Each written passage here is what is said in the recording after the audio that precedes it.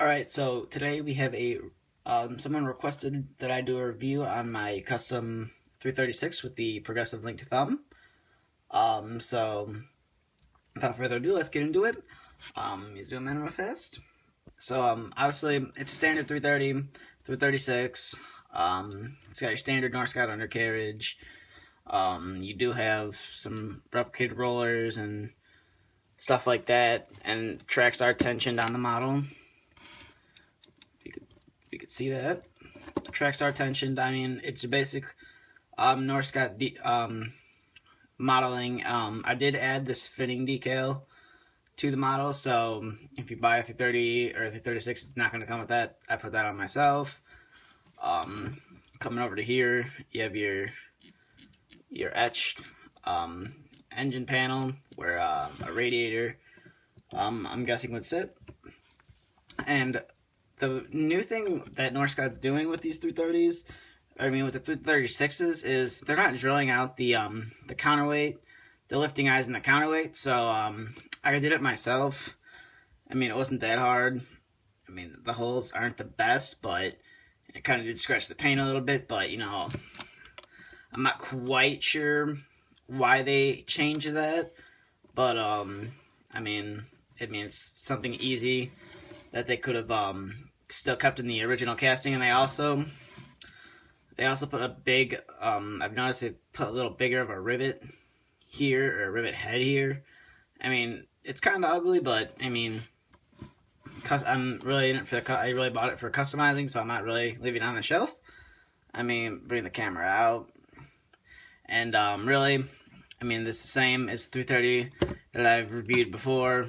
I have a couple of these models, and I mean, it's the same. Your undercarriage is the same. I mean, everything's really the same. The only thing different is the bucket I did change. It's a nice bucket. Bought it off of eBay. It's a Cat 325 CL bucket, and the thumb and the progressive linked, which I will show you more of. So one thing about doing this is the thumb I bought.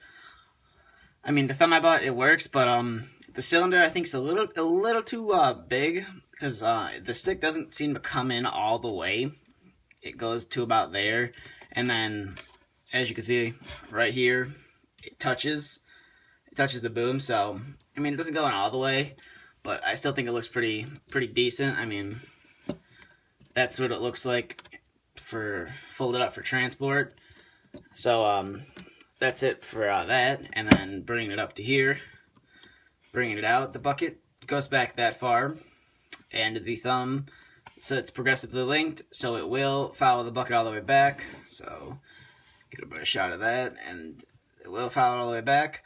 It does tend to fall a little bit, but you just put a little pressure and it will hold. I mean, it's because the linkage is not as tight as it could be, but I mean, it seems to work fine. So, and it's actually cut a little bit off the cylinder, so right here it goes up a little farther.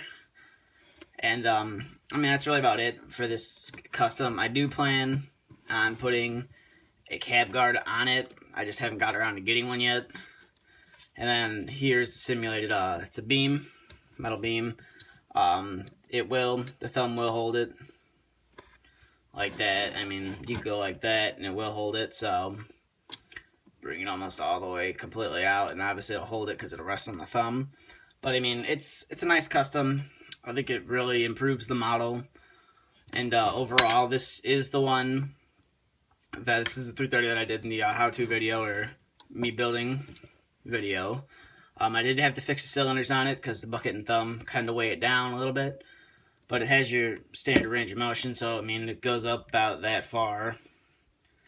And then, I mean, it'll go down about that far.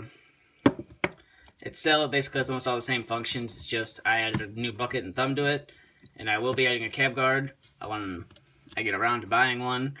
So that's really about it for this custom. There's not really much done to it. I mean, I really haven't done much to it. I just put a thumb and the bucket on. I mean, it's nice. If you're thinking about doing it, I mean, I would do it. I'd get a thumb. I mean, the progressive linkage is off of a 330 I think it's a 336 that I had laying around.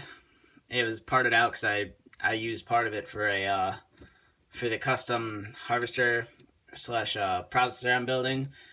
So I took the linkage off of there, and I mean, it seemed to work out fairly well. I did have to cut the lifting eye off in the inside. I mean, that was fairly easy, so it wouldn't look weird. But I mean, overall, it's a decent model. I feel like I did a really good job on building it, putting it all together, and yeah, if you have any questions, feel free to just leave them in the comment section, and please subscribe to us here on YouTube. Working on getting to 100 subscribers, so I think we're at about 78, 79 around there. So I mean, that's good. That's good and all. And if you haven't already, head over to our Facebook page, Outback Customs Models. Link will be in the description.